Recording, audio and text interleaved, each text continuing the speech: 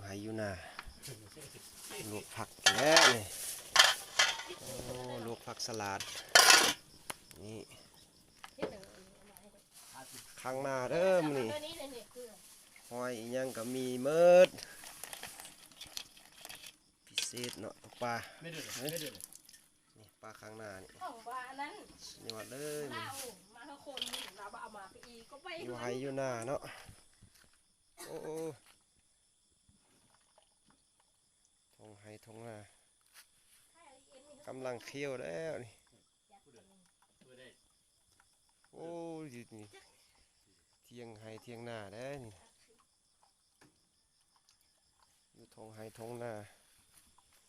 ข้างน้ำมือนี่เนาะ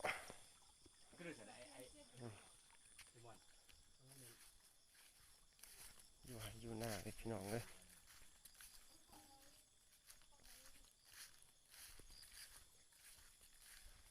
ทุ่งนาเขียวงามทุ่มอันนี้เข้าใกล้หน่อยเด้อพี่น้องเตรียมฮอดฤดูแล้ว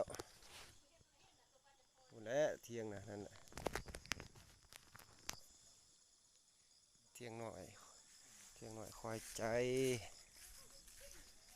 ให้บรรยากาศเนี่ยวันพักวันยังนี่อยู่ไฮอยู่นากะสุขสบายไปยัง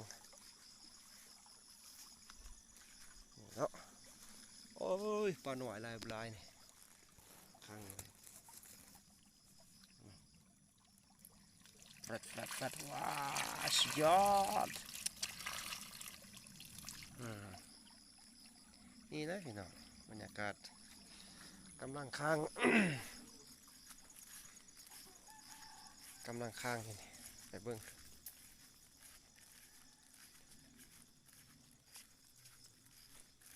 ก็แต่ปีก็พอได้หลายเยอะปลานี่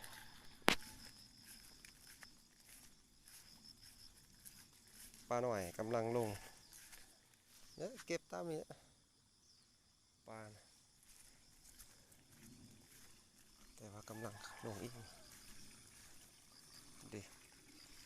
อยู่น้ำใสนั่นก็มีละจังน้อยสิมายามอีกอันนี้เลาะไปตามนี่ทางอยู่2 จุด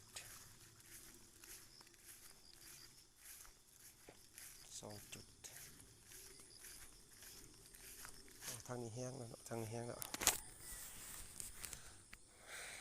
สุดสายตาพี่น้องเอ้ยมาอยู่พี่สัมผัสกับอากาศสดธรรมศาสตร์วันพักกับมันวันอยู่เที่ยงกันแหละ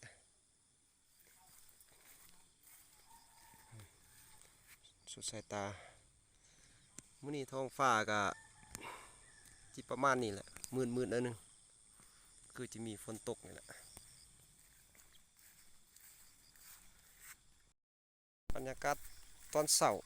อยู่ทงนามื้อนี้มาตัดนำนาเนาะตัดนำนาและนา8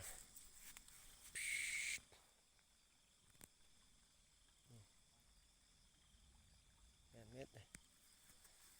ตัดนำนามาอยู่พี่ก็ลวกผักลวกหญ้ากินลวกผักลวกหญ้ากินมีความสุขพี่น้องอยู่พี่จะมีความสุขอยู่ไฮอยู่นานนี่ปลานี่ดิ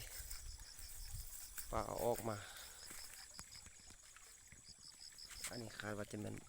ปลาติ้นแหละนี่นี่นี่ชวะเลยแหละบรรยากาศเอาทำนี่ก่อนเด้อจังหน่อยจะถ่ายให้เบิ่งอีก